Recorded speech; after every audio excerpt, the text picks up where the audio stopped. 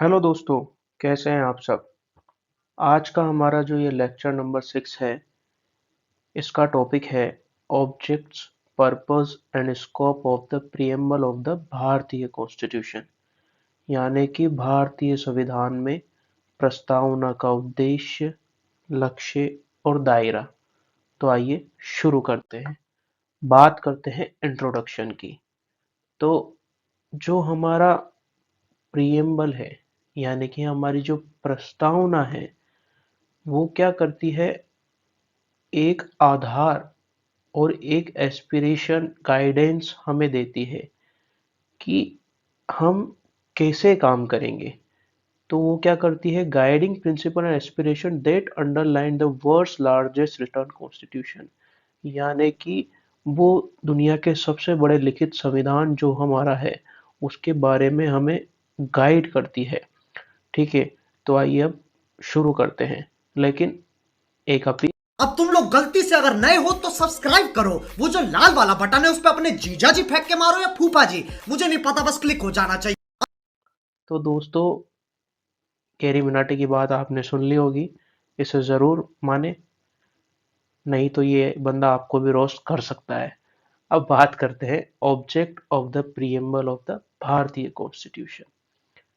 तो ऑब्जेक्ट क्या है भाई, आज का उद्देश्य क्या है।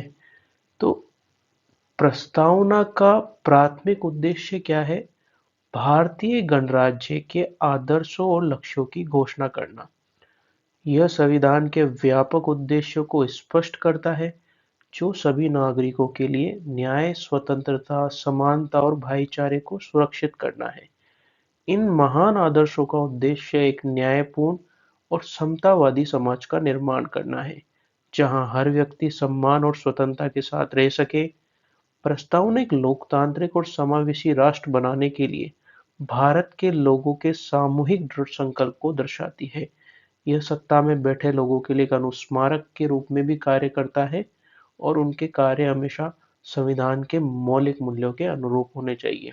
यानी कि प्रस्तावना हमें गाइड करता है। ये हमारे जो कॉन्स्टिट्यूशन मेकर थे, संविधान निर्माता थे, उनके सपनों की लाइन है कि देश कैसा होना चाहिए। बात करते हैं हमारे नेक्स्ट पॉइंट की। अब बात करते हैं पर्पस। तो पर्पस क्या है, ठीक है। तो प्रस्तावना अनेक लक्ष्यों की पूर्ति करती है।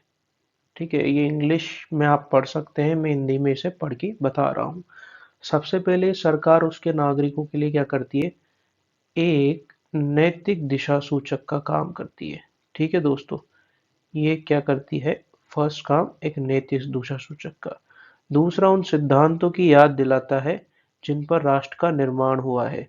ये न्याय, स्वतंत्रता, इसके अलावा समानता, भाईचारे के मूल्यों को रेखांकित करता है, और शासन और सामाजिक संरचना को आकार देने में इन सिद्धांतों के महत्व पर जोर देता है।